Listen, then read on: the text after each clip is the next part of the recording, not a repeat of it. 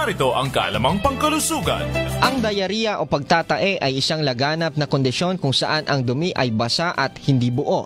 Ito ay nagdudulot ng mga sintomas tulad ng madalas na pagdumi, 3 beses o mahigit, pananakit ng tiyan, panghihina at dehydration. Ang diarrhea ay maaaring maging sanhi ng kamatayan sa mga bagong silang na sanggol at maliliit na bata dahil sa dehydration. Ito ay laganap sa mga lugar na may maduming pinagkukunan ng tubig at pagkain. Meron ding tinatawag na food for diarrhea o mga pagkain na nakakatulong sa pagtatae tulad ng saging, kanin, mansanas at pinakuloang patatas. Iwasan rin ang pagkain at pag-inom ng kahit anong bagay na hindi mo alam ang pinanggalingan. Imbes na uminom galing sa gripo o drinking fountain, uminom na lamang ng purified water na nabibili sa mga bote.